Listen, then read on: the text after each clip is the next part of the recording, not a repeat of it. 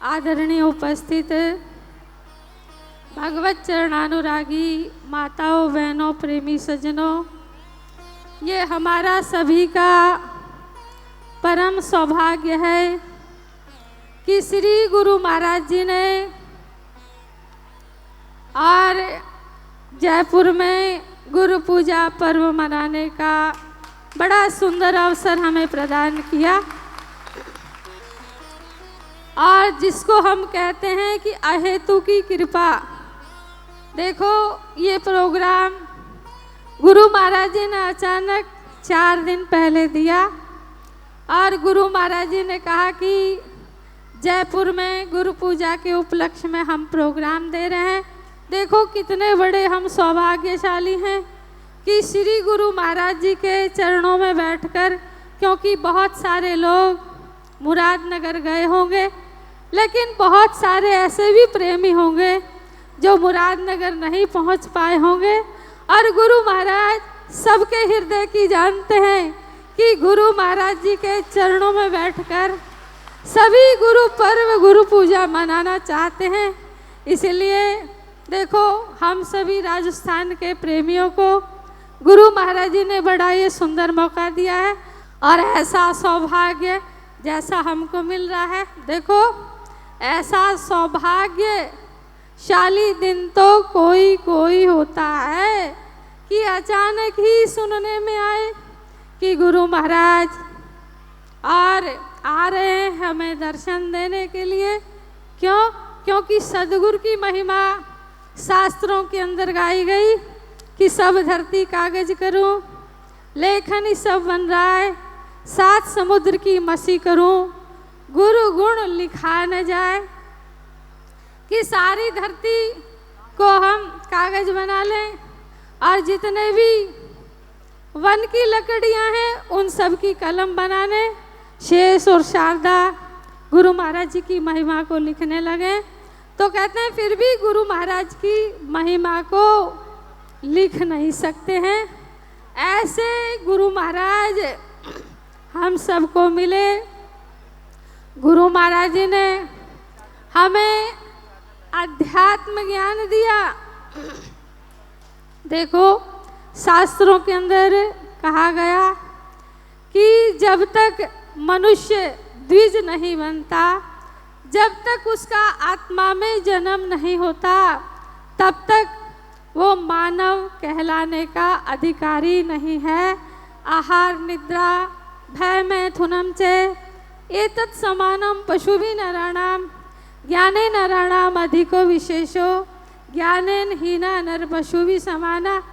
कि भाई बहुत सारे कार्य हैं जिनको हम और करते हैं, कहते हैं वो कार्य पशु पक्षी भी करते हैं, लेकिन मानव तन की विशेषता क्या है कि मनुष्य वो परमात्मा की शक्ति प्रत्येक प्राणी के अंदर छुपी हुई है। जैसे काठ के अंदर अग्नि छुपी हुई है, जैसे दूध के अंदर मक्खन छिपा हुआ है, ऐसे ही वह शक्ति हम सब के अंदर विद्यमान है, प्रत्येक प्राणी के अंदर विद्यमान है।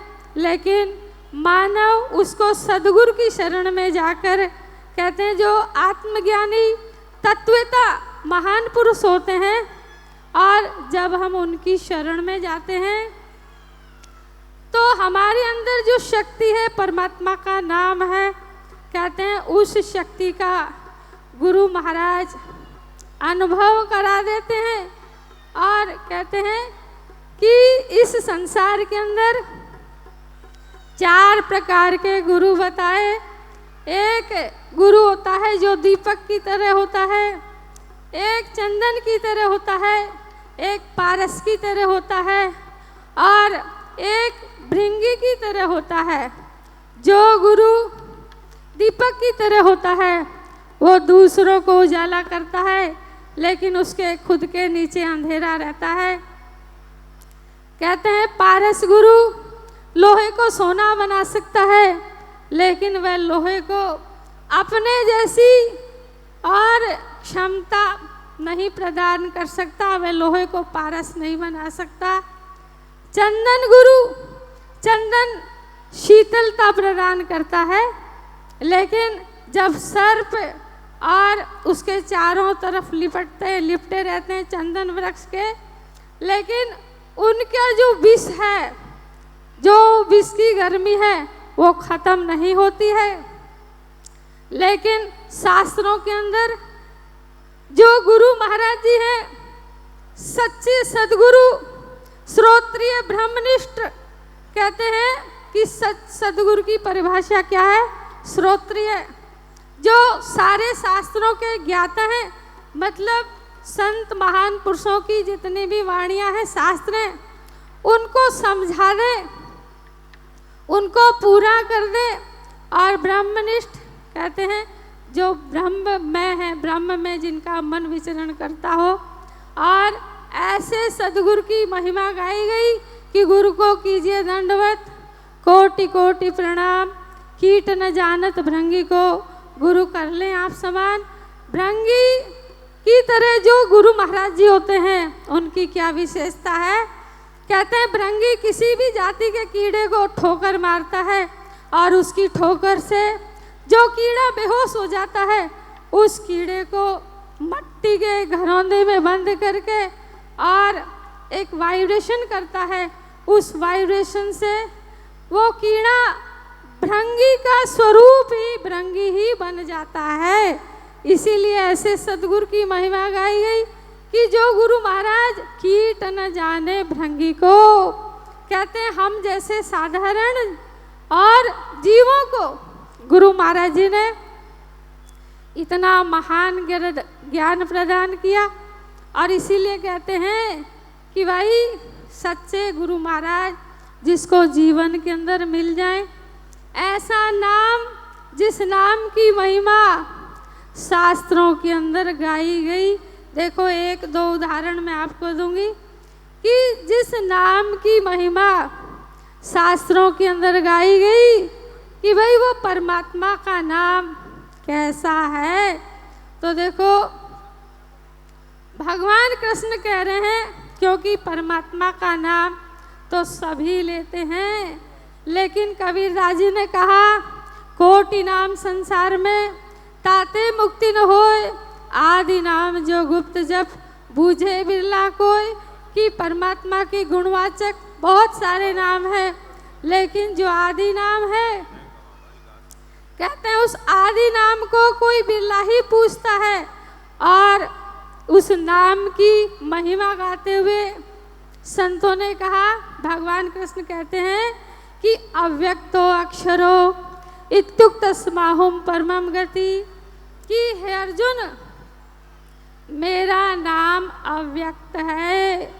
देखो जीवन में भक्ति तो बहुत सारे लोग करते हैं, और गुणवाचक नामों को हम लेते रहते हैं।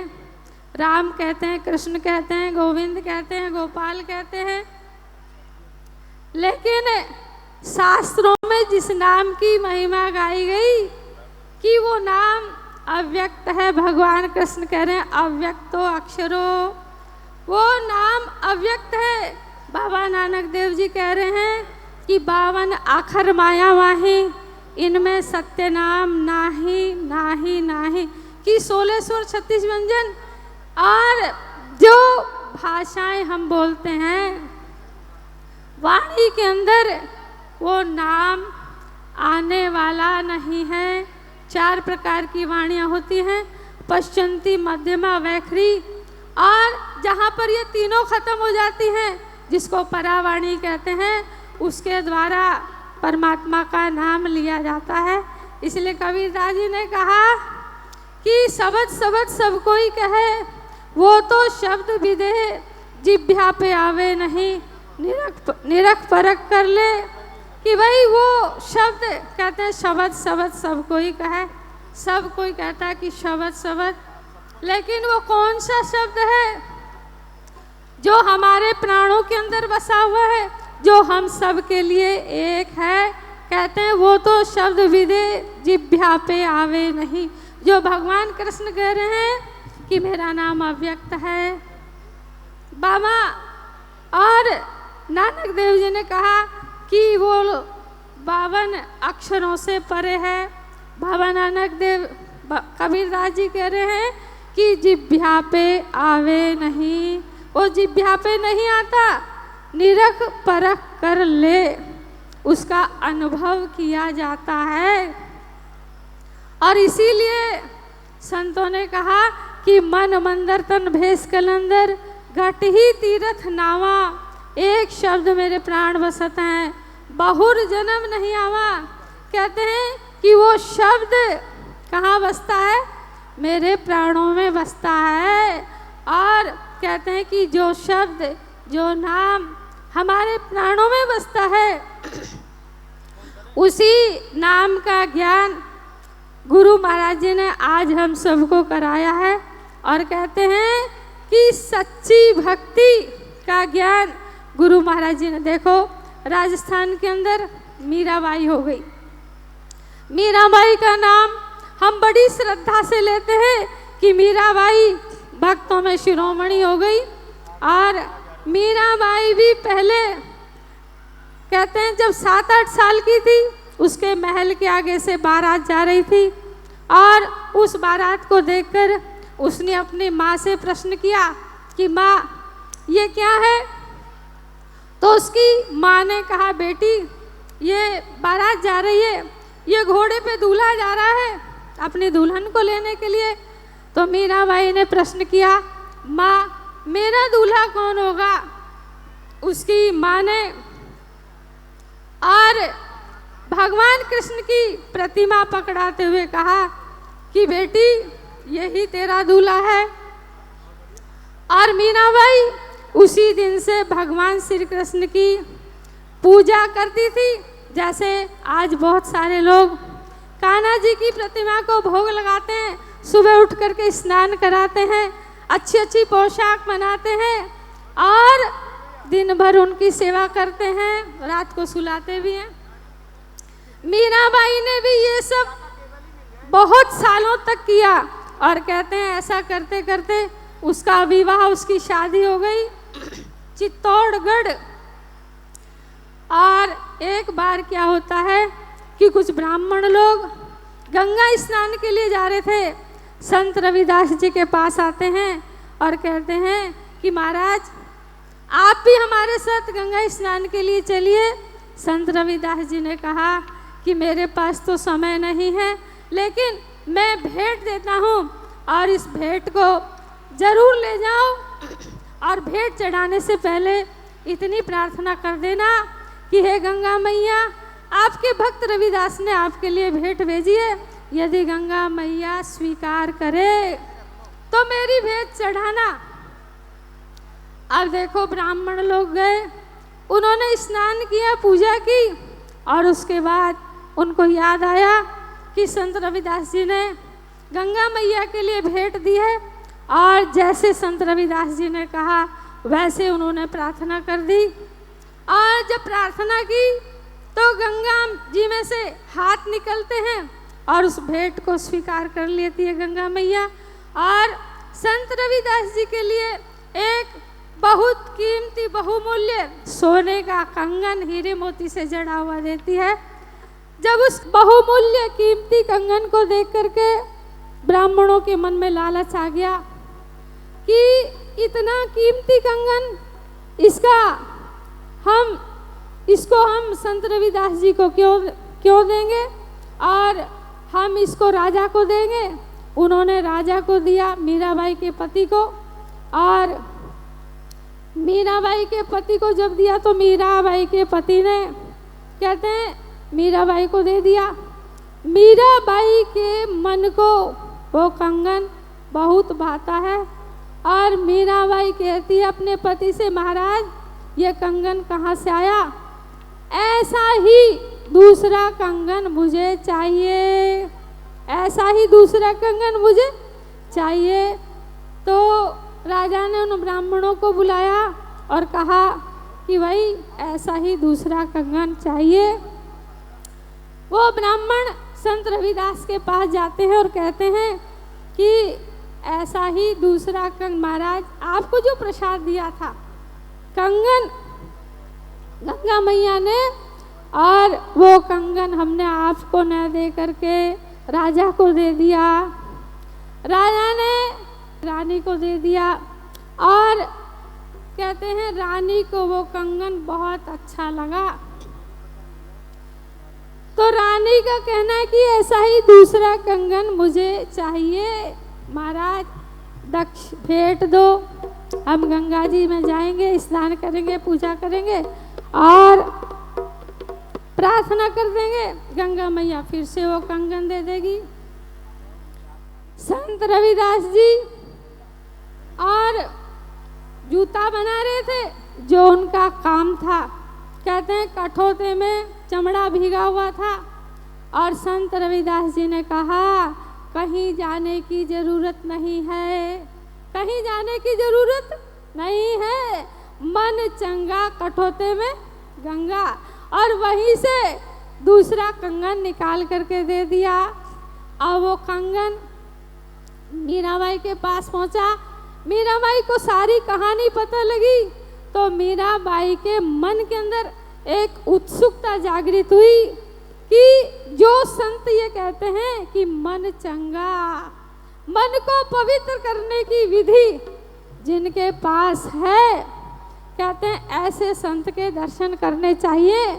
और मीराबाई देखो दर्शन करने के लिए गई और साधु महात्माओं के पास जाओगे तो क्या मिलेगा? सत्संग मिलेगी, भगवान के नाम की चर्चा सुनने को मिलेगी। और मीराबाई को सत्संग इतना अच्छा लगा कि मीराबाई का भजन, देखो वैसे मेरे को भजन गाना आता नहीं है और आप सुन भी रहे हैं कि आवाज़ भी इतनी अच्छी नहीं है, लेकिन मीराबाई ने कहा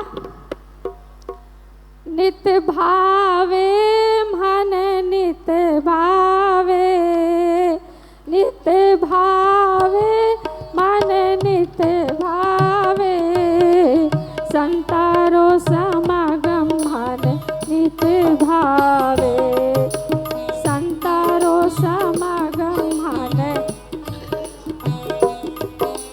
भाग्य बड़े जागर संत आए, भाग्य बड़े जागर संत आए, संतारो समागम मन नित्य भावे, संतारो समागम मन नित्य भावे।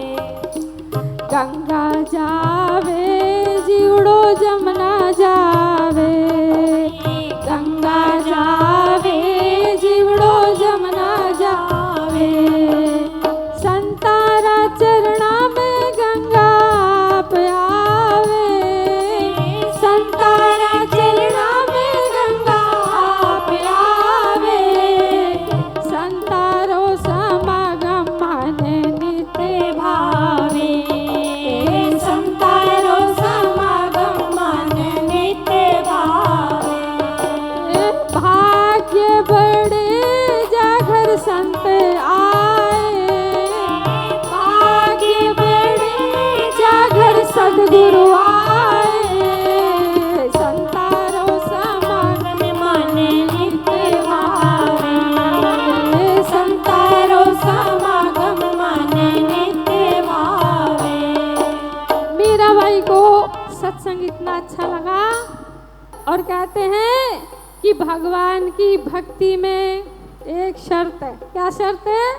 कि राम भक्ति के ते अधिकारी, जिनको सत्संगत अति, जिनको सत्संग से अति, थोड़ा बहुत नहीं, अति प्रेम है। और मीराबाई के अंदर जब जिज्ञासा पैदा हुई, संत रविदास जी ने जिस कृष्ण की पूजा करते करते इतने साल हो गए और उस शक्ति का, उस कृष्ण का दर्शन संत रविदास जी ने मीराबाई के घट के अंदर करा दिया।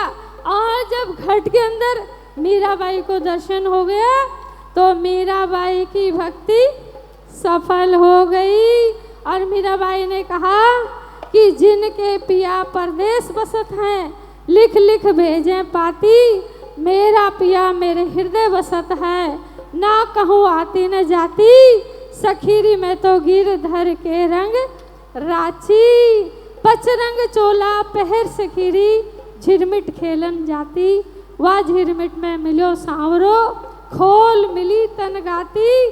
सखीरी मैं तो गिरधर के रंग रांची। हे सखी, मैं गिरधर के रंग में रंग गई।